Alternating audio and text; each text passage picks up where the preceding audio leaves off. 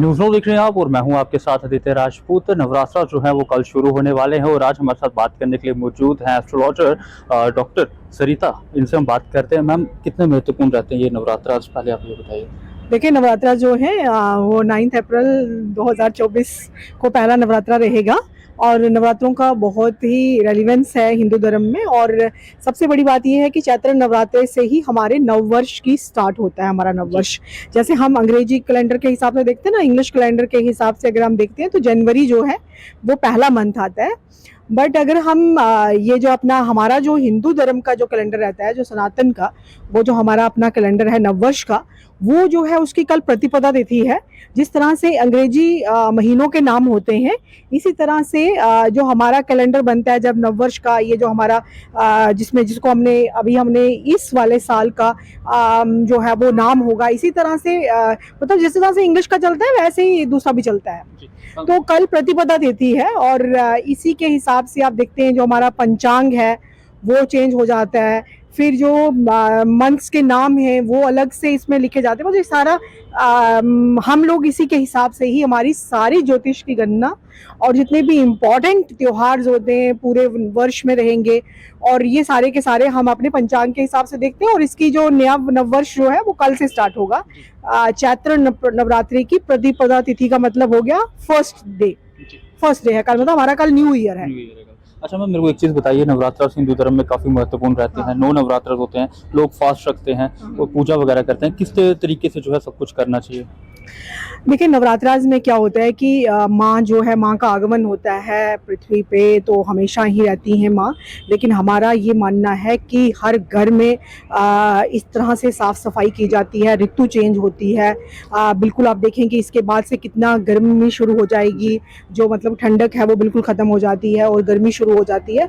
इसी तरह से माँ का हम जो है वेलकम करते हैं सब अपने अपने घरों में।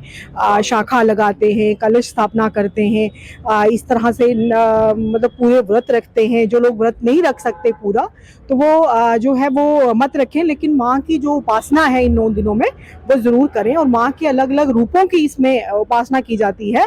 तो इस हिसाब से हमारे जम्मू कश्मीर में ये उत्सव जो है चैत्र नवरात्रि का हो, साल में वैसे 4 नवरात्रे आते हैं। जैसे ये नवरात्रे हो गए, फिर शारदीय नवरात्रे आएंगे, फिर गुप्त नवरात्रे आते हैं, 2 गुप्त नवरात्रे आते हैं। अभी तो एक फरवरी में स्टार्ट हुए तो वो ख़त्म हुए, अब आगे जून में जो है वो फिर से गुप्त नवरात्र स्टार्ट होंगे। तो टोटल पूरे साल में 4 नवरात्रे होते हैं। मैम, किन किन चीज़ों को इग्नोर करना चाहिए इस टाइम पर, क्योंकि 9 नवरात्रे काफ़ी महत्वपूर्ण होते हैं, पूजा होती है? देखिए, कल का दिन तो बहुत इंपॉर्टेंट है। कल सबसे पहले हमारा मेन, ऐसे तो आप पूरा 9 दिन पूजा करते रहेंगे, लेकिन कल सबसे इंपॉर्टेंट डे ये है कि शाखा कितने बजे भेजनी है और वो रोपण कितने बजे करना है और कलश स्थापना का टाइमिंग।